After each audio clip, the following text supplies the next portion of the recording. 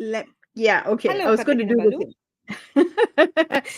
and the same as well. Kota Kinabalu, hello.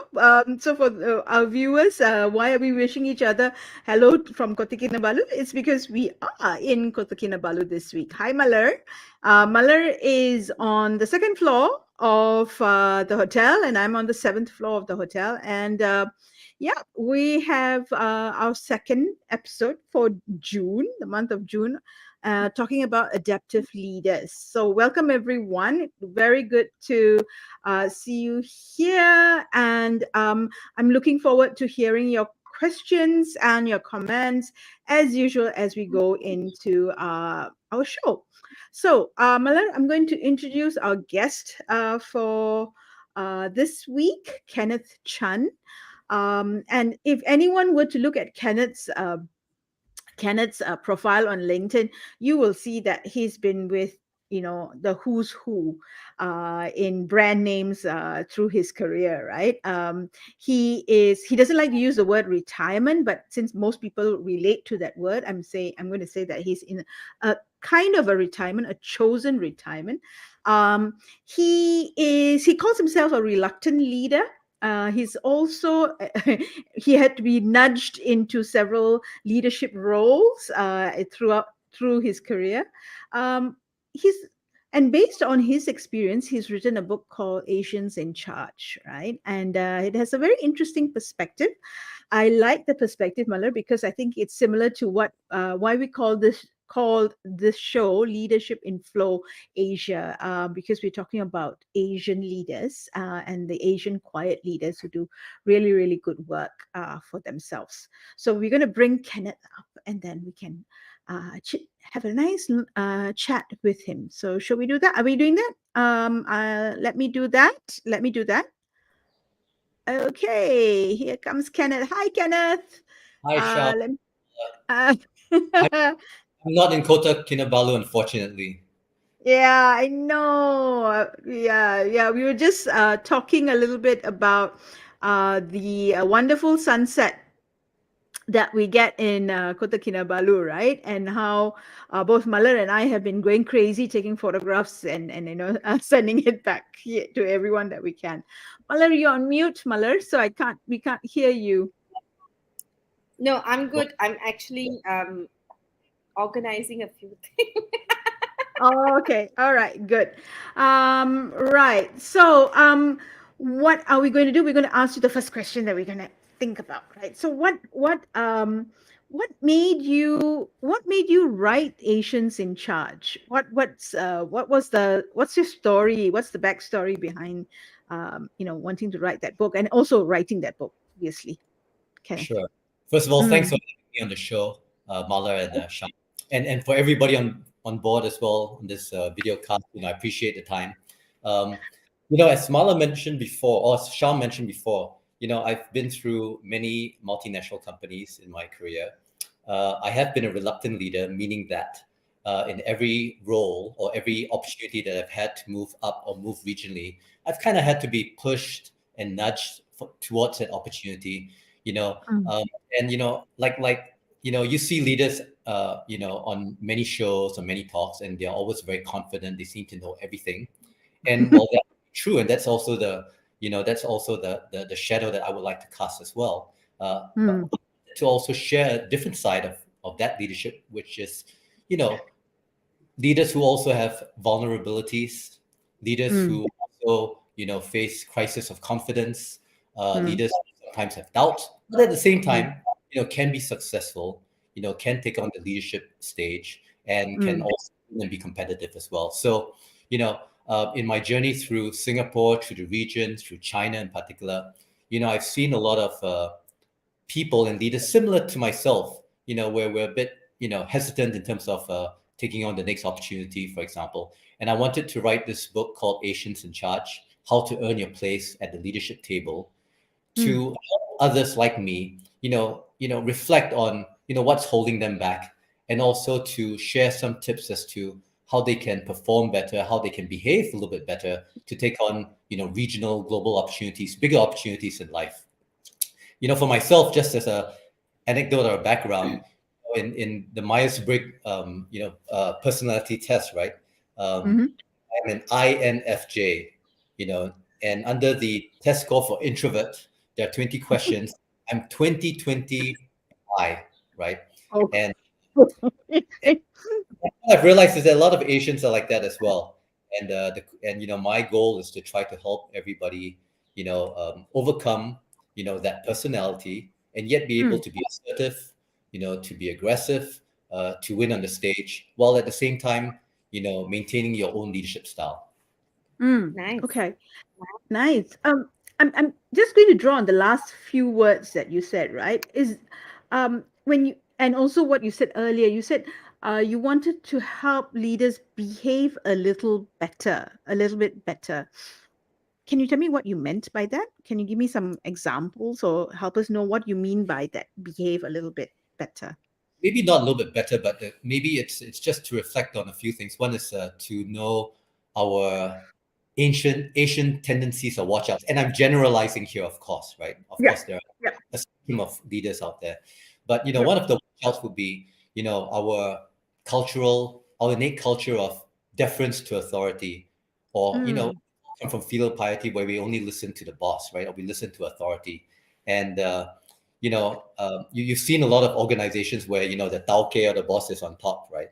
And, he or she, gives out direction and everybody follows. And in that type of organization, it's really, a command and control type of organization, and everybody's just loyal and nobody dares to stick their head out or try new things, because why do that when, if I'm loyal to the boss, I follow his or her orders, I'm good, I do well in the company. But it doesn't really, foster an environment where people are empowered, where people have the ability to think, and people are able to contribute a little bit more. So I always find that, deference to authority is one thing and being respectful is one thing, but, we should always give the power where, our frontliners are closer to the customer, or, those sorts of things, right? The second thing I think, is that all of us have been, in Asia in particular, we do a lot of rote learning. We're good in math, we're good in, memorization and those sorts of things. Sometimes we're not so good in thinking on our feet. I remember when I was a young, executive in SIA, one of the things they said is, Kenneth, you really need to, be able to talk on your feet. So why don't you join Toastmasters and, try to learn something there. So in my first Toastmasters session, I realized, given a topic, I couldn't even talk for 5 minutes on that topic, and it was embarrassing, right? So I honed my skills up. I became a little bit more well-read, to be able to, hold my own every time, conversations come up, or every time I was put in the spotlight. But role model also kind of holds you back from being a little bit more creative, a little bit more differentiated in problem solving, and that's what we need to, really think about.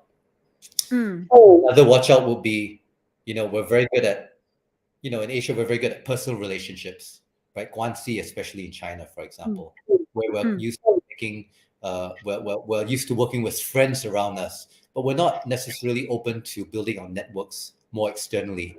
We're not comfortable with building networks, which gives us different perspectives, right? So something we need to work on. And then the last few things would be things like, harmony. We hate conflict. At the same time, how do we have a little bit more constructive, challenging in our thinking, and people around us who can provide more constructive feedback versus just, having harmony in the way we do, the way we work, etc. Yeah. So those are the watch outs.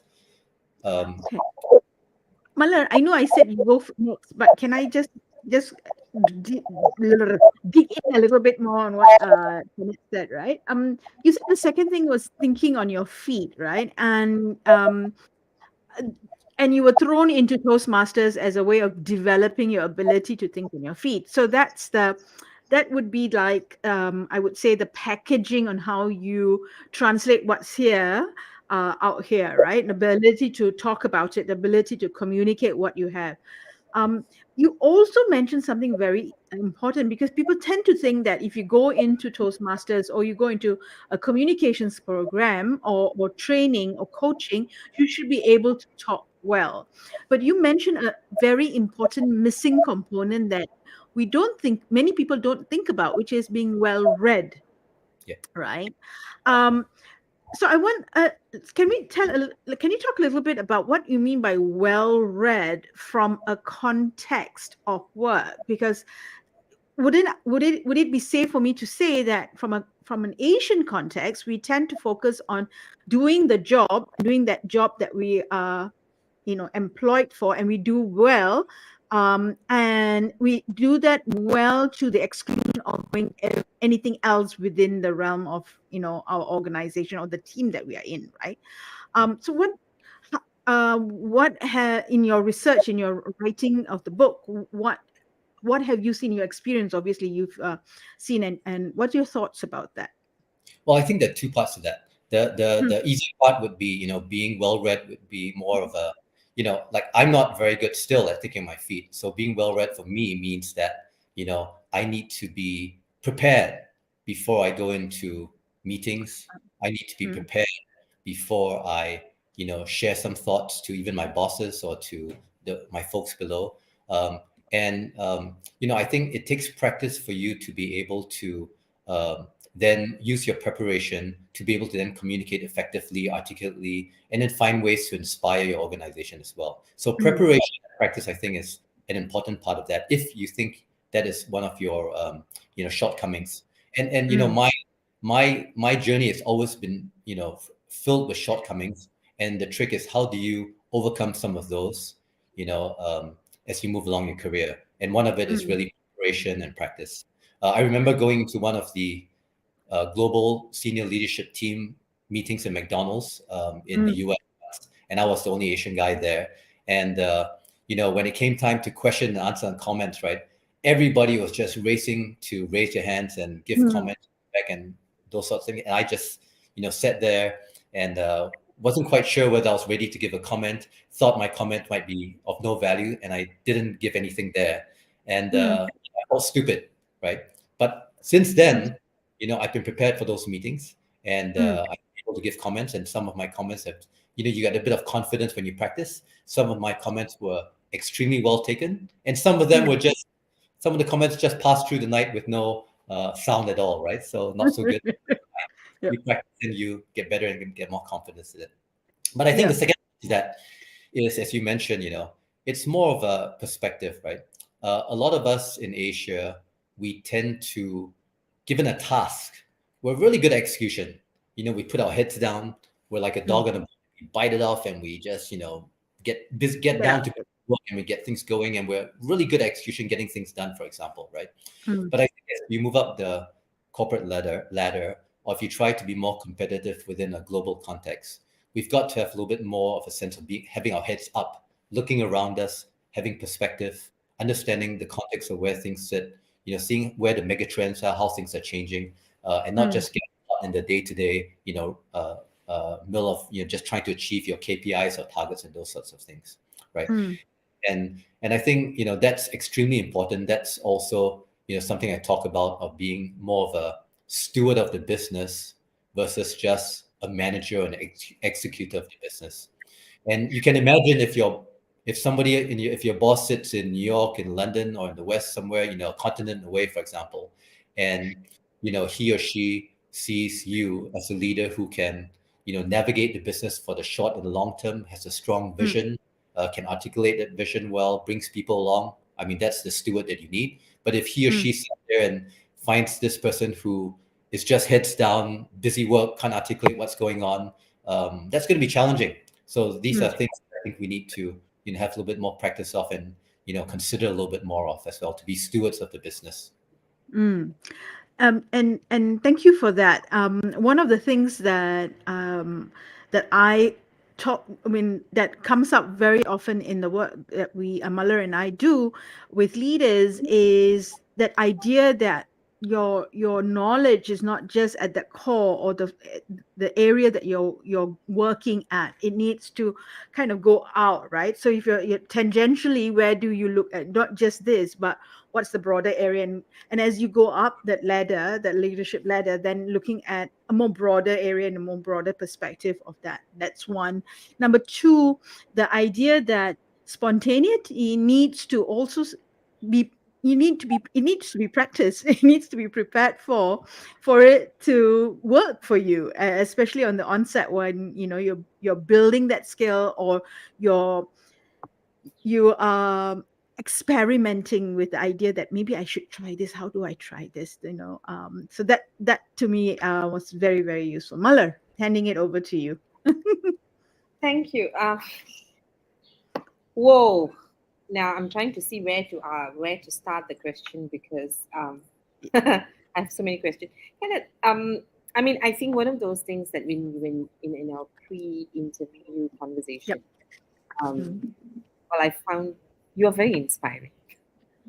I have to say this publicly, but today, as you're talking, I'm just wondering, right? Because a lot of the things that you say, Asians have difficulty with.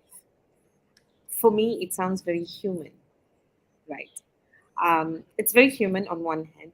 On the other hand, things like,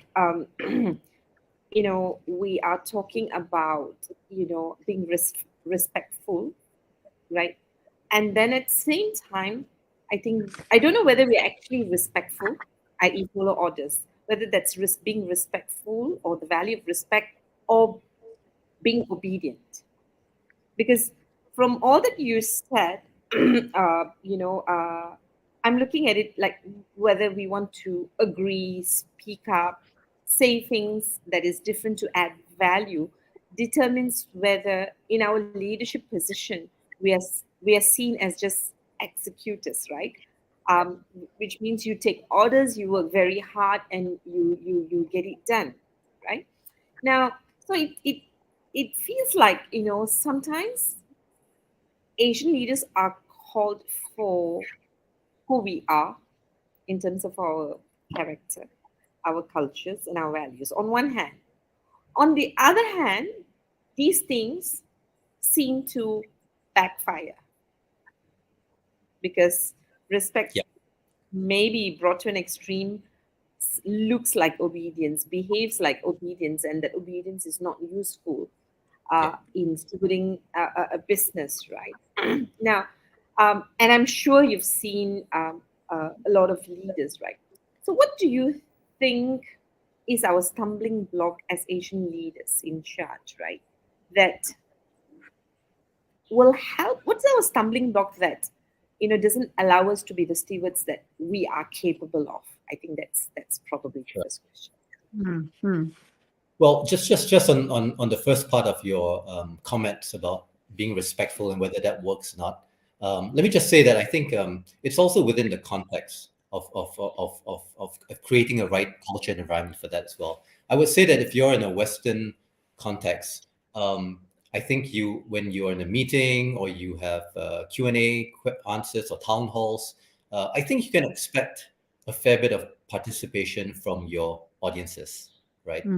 But coming to Asia, and I'm sure everybody's seen this before.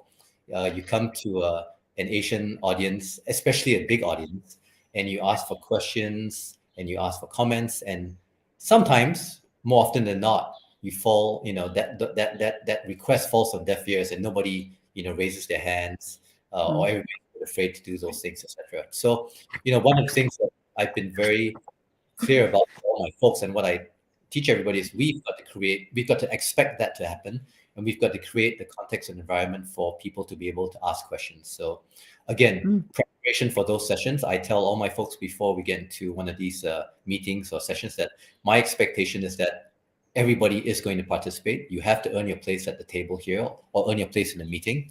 If you want to attend this meeting and you're not willing to participate or engage, then there's no reason for you to be here, really, right? The second thing is, I also make it clear that I will be going around the room to get people's comments and feedback and questions. And, good, bad, ugly, doesn't matter. It's practice for me. I'm helping them practice as well.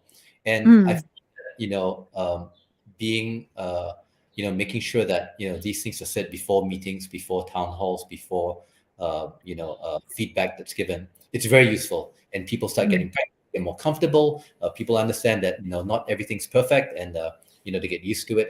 And I think that just, allows people to continue to, on that momentum of being able to be more participative and engaging. But to your second point about, what are the stumbling blocks for Asian leaders in charge? I think it really does revolve around this idea, in my opinion. I mean, there are many reasons, but in this idea of, a heads up versus a heads down approach, right? If you have a heads up approach and you're in approaching the business and want to be a steward of the business, you would always strive for more creative, differentiated, or competitive solutions, not the obvious ones. Very much so here, when given a problem, I always find people coming up with obvious solutions. And when the solutions are obvious, your competitor can easily, come up with that solution as well. Your competitor can easily replicate that solution. So, we should always push ourselves to be a bit more creative in solution solving, differentiated and more competitive as well. So having a heads up approach to that. Perspective, I think, we should always be able to not just do the work or, answer a question that's given to you, but provide perspective, and provide some context. Imagine if your CEO was sitting, a continent away in the US or in Europe, for example, and you didn't give them the perspective or the context of, the situation within, your marketplace, for example. For example, in a place like China, which is so nuanced, which is so complex, which requires a lot of capital, before I even answer a question or before I provide a solution, I will give them the lay of the land or perspective of what's going on around me, so that they have a better understanding of why this solution fits or sits better within that context or that perspective. So we need to be able to, raise our heads up a little bit more and share these things a little bit better. The other thing I would say is that, our communication skills need to be improved. If we need to be articulate and clear to whomever we're speaking with, because we've got to be able to communicate exactly what we're doing. If you cannot communicate, what your vision and what your strategies are, how are your people going to, even understand or embrace them? It's a great practice we had in P&G or Procter & Gamble was to have this one-page, memos and business plans cannot be more than one page. And it forces you to articulate, get to the point, be very clear, the right supporting statements for you to then be very precise and concise also in what you're trying to say, almost like an elevator pitch. So that's important. We're not very good at that. And then the last thing I'd say is that, we're all very business minded. We want to make a lot of money, but, I would say that, one of the things for a heads up approach is to make sure that we also build the organization, build, talent and capability from the get-go. I would say that, at the time when you develop your vision, your business plan, you should also be thinking very quickly about your organization capability, because all of us know that talent lags the business all the time. We might have a great business plan, but we always say, I have a problem executing it because I don't have enough people, or I don't really have the right quantity of people in the organization right now. I'll have to go higher, and that delays your plan from, coming to fruition, over time. So organization capability, those sorts of things needs to be done from day one as well. And That was in today's world, another thing I would add is just, risk management, because, we're seeing too many black swans coming from nowhere. Google, I know that's a buzzword, but, from our point of view as Asians, not just doing the work, but making sure that we also identify the risks. And in our plans, we also have, a set of initiatives to make sure that we're also thinking about how we mitigate those risks as we move forward as well.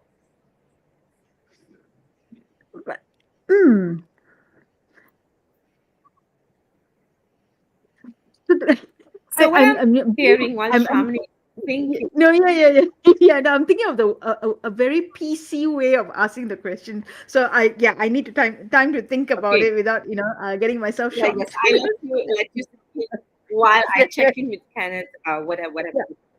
So, Kenneth, what I'm getting from all the things that you said, right, without trying to repeat it, is that I think it sounds like we Asians are pretty good executors, but the leader that is required in leadership, we we need stewards, because that means to do things, to take risks and do things that we've not tried before, but not taking risk blindly. Now, if you don't want to take risk blindly, then you need to be able to and think like a leader, think differently, and then be able to then communicate that to the people who are going to execute this for you. And Yeah. for all of, if not all, if not some, because I think one of those things that you say, which for me was very powerful, is the clarity whether you're going to be a heads up leader or a heads down leader, right?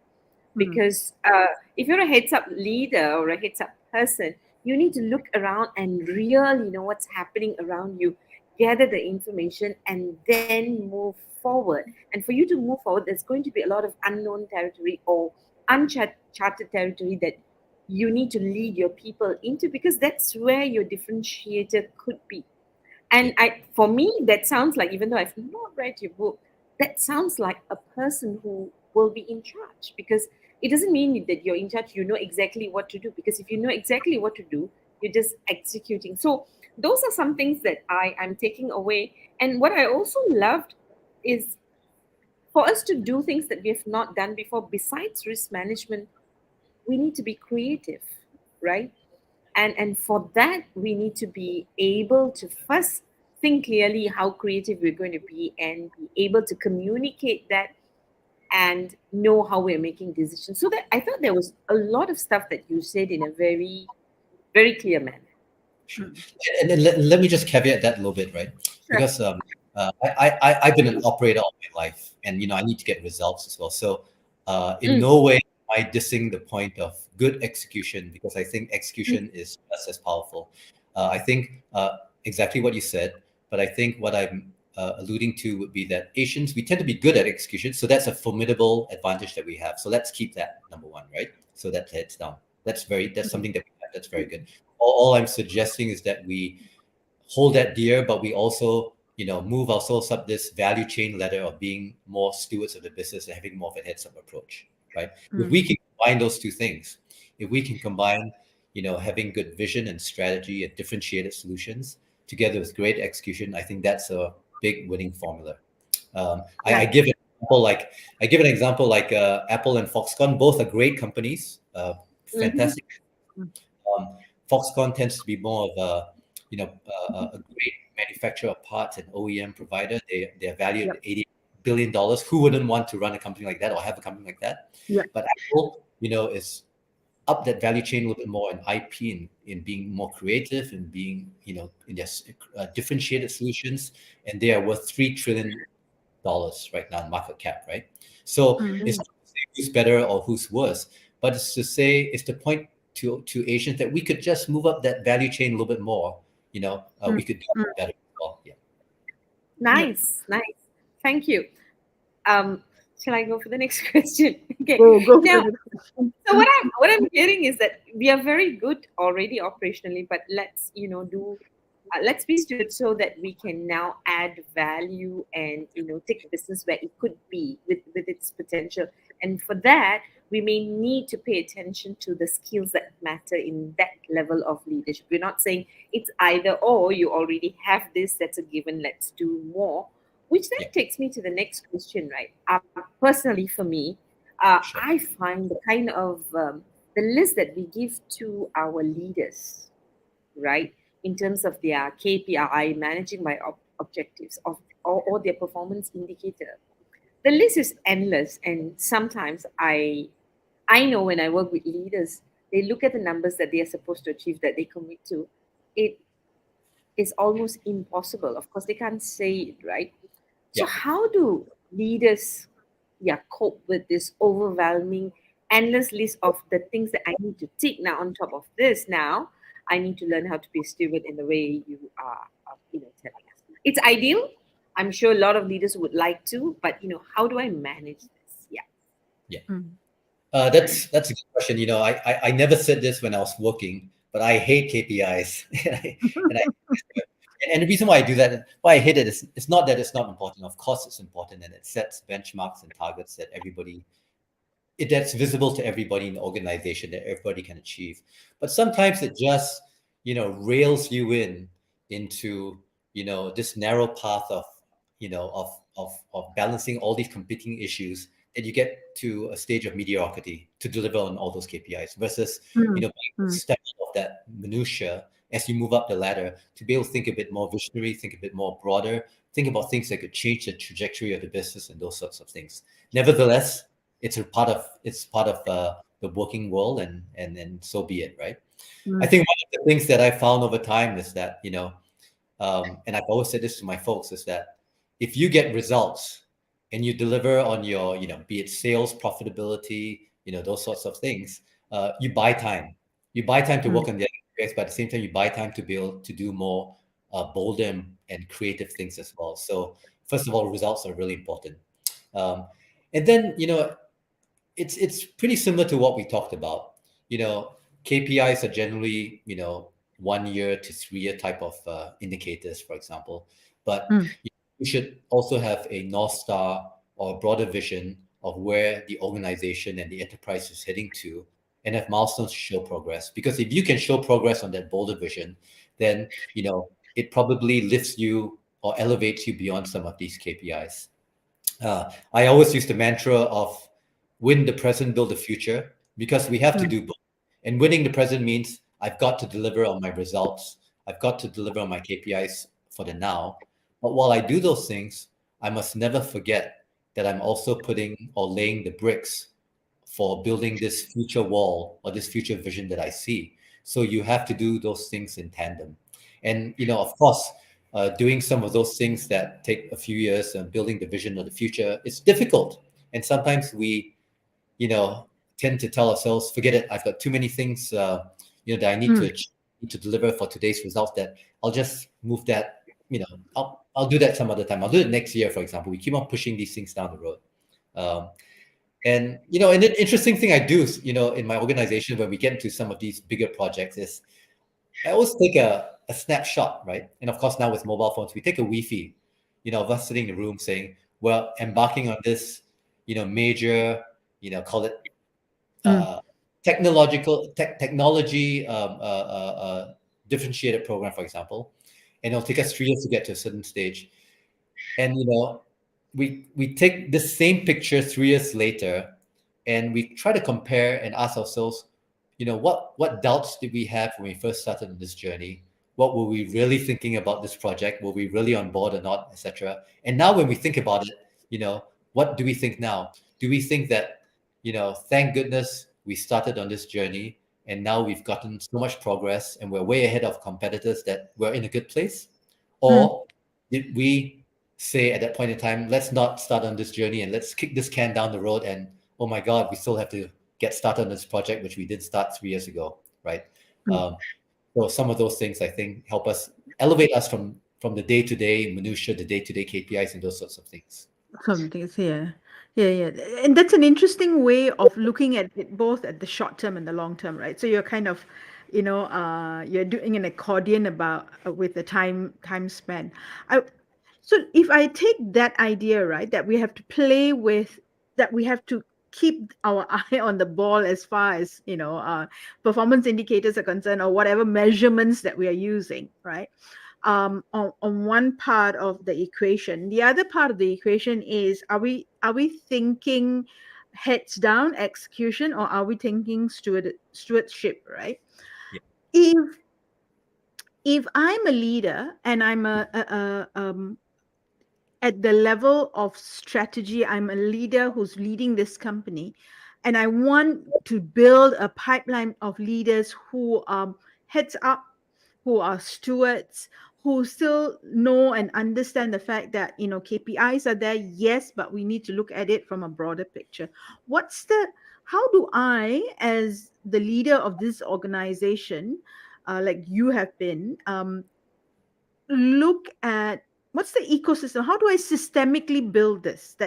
I'm able to build both these things. So my leaders are looking at the KPIs, having the eye on the ball as far as that's concerned, but they're also developing their leadership skills in beyond this area of execution. That they are building that stewardship, they're thinking stewardship. So, Yeah. as a leader of the organization, how do I think about it from a systemic point of view to Yeah. build that? Yeah. As we get back to this discussion, I mean, a lot of leaders are able to get to the business plan and achieve the targets, right? And those Mm, leaders are very successful as well. The transformative leaders are the ones who are able to do that, but at the same time, while they're doing those things, set the organization on a clear path for transformation, future growth, whatever is needed from their business or whatever the customers are asking for, right? mm, So the the the the the folks who only focus on the now, over time will find that they are lagging behind because they have not changed the trajectory of the business according to how the mm, consumer is changing, right? The ones mm, that are more transformative are the ones who are able to achieve the results while at the same time, bringing the organization through the changes which are required as well. So how do you do those things? I think mm, I mean, systematically, apart from just having people who can think that way, I guess systematically, it's probably lies in the planning process, right? mm, When we do our planning processes, we really start first with not with the plan for next year, but we start with the call it a 3 year or 5 year or a future plan, for example, yep, where it's more based on identifying what the key issues that we're facing now, where the enterprise is going to be have the advantage in, and where we mm, are really lagging behind in performance vis-a-vis the customer, right? Um, and trying to look at also where the mega trends are and how does our business fit in or not fit in into these mega trends, because mega trends are not going to go away. The mega trend of digitalization, the mega trend of using things like blockchain, eventually mm, sustainability, sorts of things. So we have to sort of make sure that our plans are pegged to these mega trends, because that's where the consumers and that's where the environment is heading to as well. So the mm, first part of that planning, I would say, talks about the broader strategy, the broader vision. And if that vision really, we do go through those planning processes. If that vision eventually becomes not so inspiring and becomes a bit mediocre, we really take a mm, step back and try to find mm, something that's more transformative and a bit more inspiring. Uh, and so it's that iteration process of trying to find bigger, bolder things that would really resonate well, not only for our customers, but when shared with our employees, it's mm, an aha moment. They go, "That's right. That's where our company and that's where the brand needs to be." And we're super excited about getting on this journey with you guys as well.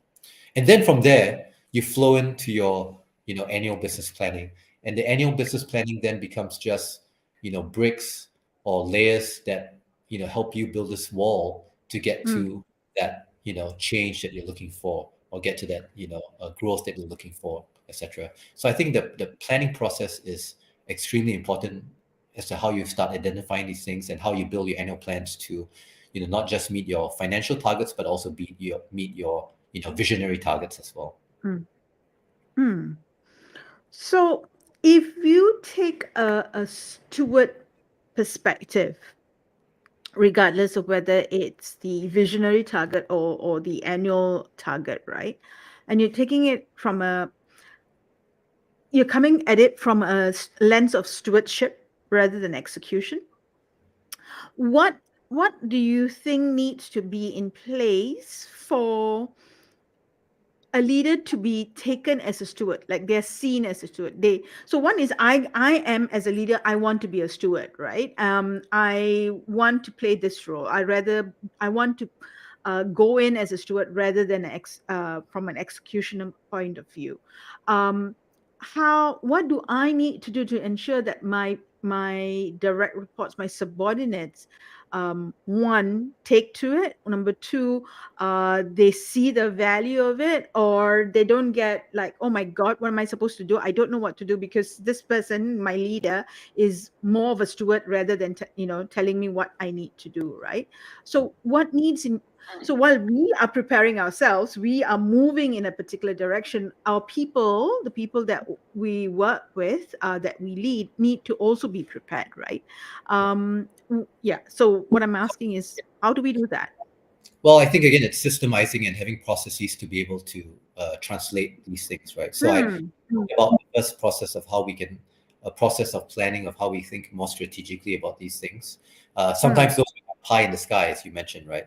And it doesn't translate down. So we get into after we do all the planning, for example, the strategic as well as the financial plans. We spend also an inordinate amount of time to operationalize those plans. And operationalizing those plans means that now I'm going have to share this vision first and foremost, and hopefully it's an inspiring and strong vision to my employees. But I'm also starting to operationalize the plan in terms of how does this relate to you? How does it relate to your departments? How do we break it down by quarters, for example, and check milestones of how we're progressing and those sorts of things, right? Then that becomes a bit more bite-sized. It comes out as more bite-sized pieces versus this, big broad stroke, which seems to be a bit pie in the sky of how we're headed. For example, if we needed in McDonald's in Singapore, for example, in the old days we had, the old ways of ordering, through the front counter, through our crew, and now we've totally transformed it into self-ordering. The customer orders on the kiosk through the app, and we don't have anybody in the crew, for example. How do we bring that was the vision that we said we want to transform the whole service methodology, for example.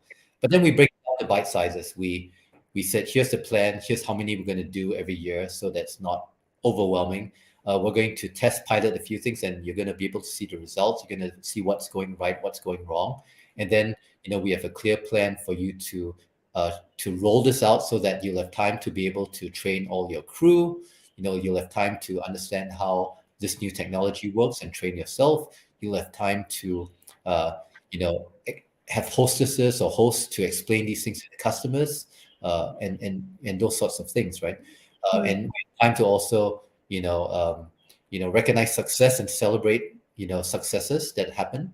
And so, what I'm saying is that in operationalizing the plan is really to bring it down in bite sizes that's achievable for our folks, to recognize and to have constant communication to tell them how we're progressing along this plan and why it's working or maybe why it's not working, and how they can contribute more to to the success of this journey as well.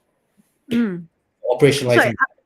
Operate, yeah. So that's the systemic part, right? And I asked that question about the systems. What do you need the systems need to be in place in order to support some of the things that you want to do as a leader, right? The non-system things, right? And in our pre-show show chat, you were talking about how you basically put these systems in place, and then you let your leaders, your direct reports, run stuff, and you don't get in their way, right? When that happens, right? You rather stay out of their way. They know what to do.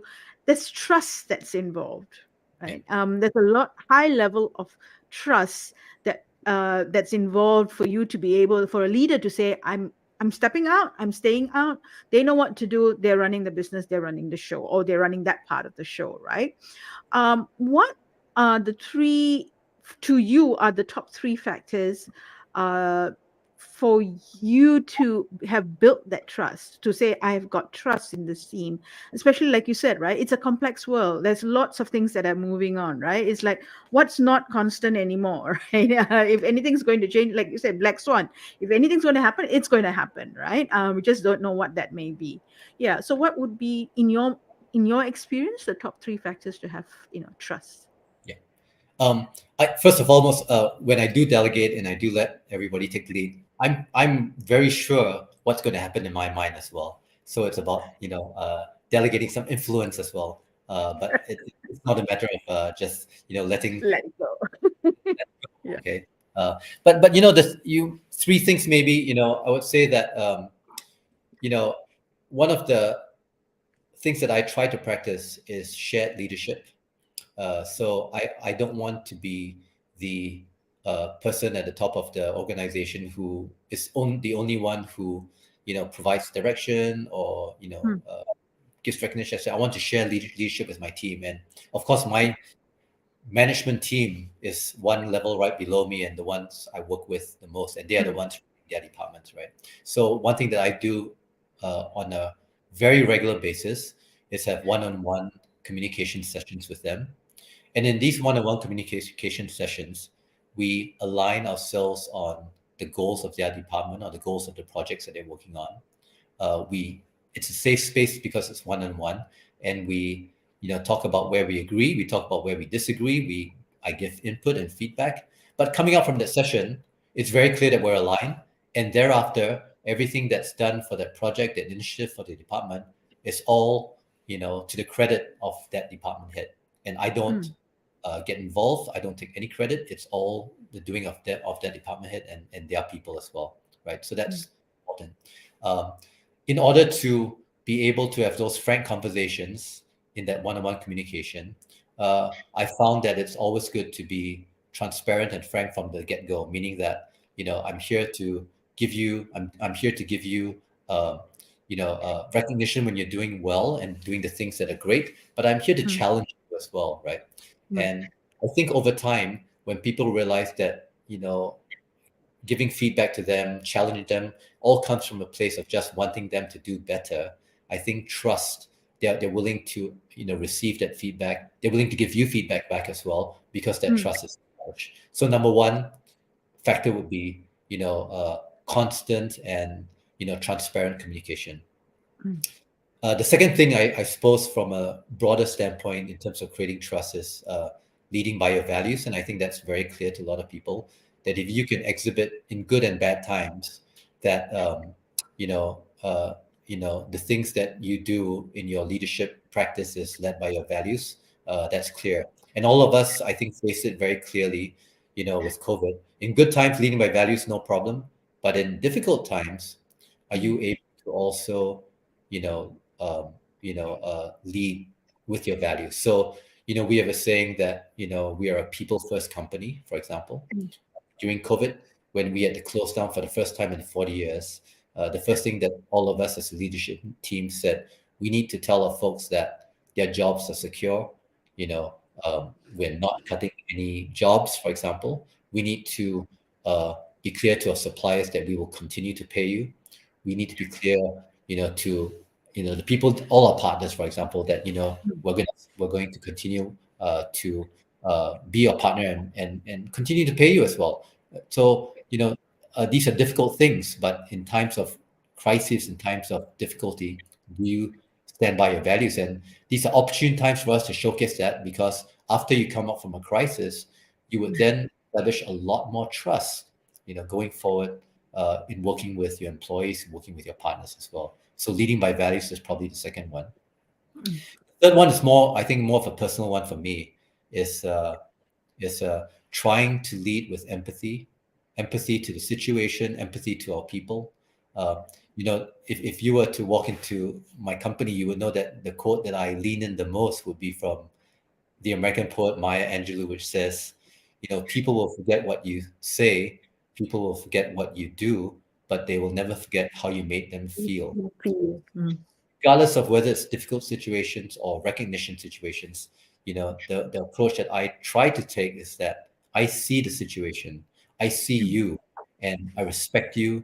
And whether it's a difficult thing that we need to do together, or whether it's a celebratory thing we need to do together, there's a lot of empathy for what's going on. Yeah, and I think these are three important things how we build trust. You mm. know, transparent communication, lead by your values, and having empathy. Nice. Thank you, Kenneth. Malar, your turn. I think we can run a leadership workshop just with listening to Kenneth. Kenneth. And yeah. Or, I'm going to take excerpts of it and share it with my fellow participants. Brilliant. Yep. Loved it. In fact, I was trying to think of how do I, trigger Kenneth because he seems to be a person who is really going for the results, i.e., execution. Yet, I mean, he spoke about true north, right?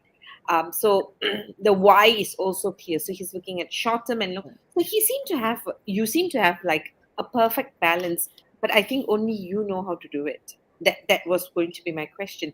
And then in the last conversation that you answered, you made it very, very clear with your shared leadership because I think the reason you have successfully done it and you're very confident everybody can do it is actually with your shared leadership. And for any leader to have shared leadership so that you don't have to figure this out all alone is where, I think you're building trust with your next level and every other level through your transparent communication, leading with values and empathy really comes together. And that's my takeaway. Last question that I have for you is this, right? I think there are a lot of good leaders. I feel very blessed because I meet a lot of good leaders, right? But sometimes it takes a bit for them to get to from good to what we will call great. Yeah. Just not able to elevate themselves from maybe, executive, executors to stewardship. That few things that they are not able to do. So, in your experience, what is that one invisible chain that holds good leaders from leading well? Yeah. Well, first of all, I think a lot of it's courage, but that's a difficult trait. That's a personal trait, right? I would say that a few things. One is, first of all, like I said before, for other Asian traits, it's about practice, it's about preparation, and I think for most of us, having some of these rounded experiences gives us good preparation and practice before we take on bigger and larger enterprise leadership roles. And in particular, probably three type of experiences are, in my opinion, very important. One is operational experiences, and as I said, execution is key. So operational experience, if you can get the experience to be not just in one department or one function, but are able to try out a myriad of functions, it would be very helpful. I had the opportunity, I started as a marketing person, but I was able to run operations. I was able to run human resources, supply chain, real estate, and those sorts of things. And that gave me a lot of confidence as I moved up to regional roles to be able to, stand my ground in terms of, what I needed to say as a leader to the team, right? So operational experience is one thing. If you get a chance, regional experiences is another thing, because working in a safe environment in your homeland, for me in particular, Singapore, where everything's very systematic and very structured, that's one thing. But going into an emerging market, going into a pivotal market like China, for example, puts you really into a different culture, with different employees with different mindsets, and how do you actually test your own leadership in that context as well. So having regional or overseas experiences, in my opinion, something that you should try to have. And the last one I would say in this kind of VUCA world, right, is almost to have the opportunity if it does come up, to have crucible experiences or maybe crisis experiences. If somebody gave you an opportunity to say, go to this market and turn it around, or we have this project which we are banging our head against the wall, maybe if you could take a lead on that. It's important to try some of these crucible opportunities or experiences, because it allows you then to say, when things are not working smoothly and things are not just all hunky-dory, how do people react? You learn about that. How do I communicate and bring people along in the deepest, darkest moments, for example? How do I think about not just solving the problem now, but I need to think about when I do come out of this crisis, how does my business brand even accelerate further? I need to think out further than just fixing the problem now. So those experiences are very important. three of them: operational, regional, and crucible, I would say. And for me, when it comes to courage, right, my test that I use for myself all the time is that when I'm leading an organization, and we all know about the concept of having a growth mindset. Let's say yes before we say no. And sometimes I do say no. I've done that before. Yes. I do it all the time. I do ask myself this question, and whenever CEOs get replaced, right, I ask myself, if someone else were to take over my place today, would he or she be able to do a better job or get better results? And if I think through that and the answer is yes, then I ask myself, what am I not doing now, or what courage do I really need to have to take on some of these bolder decisions or initiatives, right? And that triggers me to think, about what's holding me back a little bit, because we've seen it all the time. We've got CEOs that don't perform. The next CEO comes in, somehow or other, he or she is able to turn the business around. So while we are in our positions, for some time, we always have to kind of re-energize ourselves. We kind of have to continue to you know inject some life and some inspiration ourselves as well, to try to find things that to find bolder decisions, probably to help the business get onto a better trajectory versus just incremental growth. So it is courage to get things done. You have a question, Malar?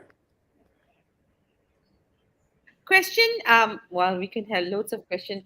I just thought for me, it was very interesting when he said operational experience, regional experience, and crucible experience. I think we hear of the operation and regional, but not the crucible. And what I'm taking with me, Kenneth, from what you've said, is that you're basically saying I'm getting it. Learn how to do your job really, really well. That shows up in operational excellence. And then when you expose yourself with regional experience, you really learn how to merge cultures, right? Working across cultures and bring about results. And I really like crucible experience, because that's really the test of one's character, right? Because you are now not bound by the fact that you will only go to places where you can be sure of the results. And I think that takes a lot of character strength, belief in yourself, for one to say, okay, I'm going to give this a shot. I'm going to give it the best shot. And if it doesn't work, I am still okay. Yeah. That I think is amazing. And do you want to say something, Kenneth? Oh no, and I would just say that because I had a lot of opportunity to face crucible moments in Canada, as you can imagine. When it did come time to COVID, which was a very difficult time for everybody, I felt very comfortable in being able to manage that, and I felt very confident of what outcomes might happen despite the darkest days of COVID, etc. And so, from experience, I would say that that's an important element of rounded experiences. Thank you. I do have one question, right? Because you said, because you're talking about crucibles. What is that one thing that really gets you to be ready for crucibles as a person? What is that one thing that you think, say, or do within that makes crucible acceptable for you? Wow. Again, I think it's there's so many things in that moment, but I still fall back on your values of how you run the business. Because everything falls back on when you have to make difficult decisions. Do you make decisions that are just going to be financial ones because you are under a lot of financial pressure, for example, in business? Are you going to make decisions that are just for employees, for example, etc., right? So I think it's finding that balance of the way forward, and the way forward will really be based on your values, right? So what both everything's important, but what are the most important things that you have to prioritize first? And I think in leadership and strategy, it's really just about prioritizing what's most important. And depending on your values and depending on your company or corporate culture values, etc., I think those things come to life during a crisis. And if it doesn't, then shame on us that we speak a good we talk a good talk during good times, but when it comes to the crunch, we don't live up to our values during times of crisis, while also being, of course, financially prudent and financially mindful as well. Nice. Well, if Very I nice. had to rework the topic by Kenneth, I'll say live and lead by values is what I'm getting. Yeah, live and lead by values, right? So Values, yeah, yeah. thank you very much, Kenneth, for this like lovely 1 hour. I'm gonna just let Sham wrap up, and we should say goodbye. It is 7 o'clock. Yes, it is 7 o'clock. So, Kenneth, before we wrap up the show, is there one last thing that you'd like to leave with our viewers? Your thoughts, one takeaway, or one way of wrapping up the whole session and saying, okay, this is my gift to you in terms of, if you're going to be the Asian in charge, take your seat at the leadership table, what would it be? Well, I'll just say that I hope that I can be an example of a vulnerable Asian who continues to have, crisis of confidence, who continues doubts. I continue when get on board to advisories or work with people. I continue to also prepare myself, and I continue to practice because I'm not good at many things. I'm good at some things. And yet I think I am able to succeed, and I know that a lot of us who have those vulnerabilities can succeed as well. So it's more of an encouragement that I leave with everybody. Thank you, Kenneth. Thank you for that. That was brilliant. Ladies and gentlemen, this is Kenneth Chan, author of Asians in Charge. Thank you, Kenneth. I'm going to put you backstage while we close the show for this week. Yeah. Okay. Let me get you there.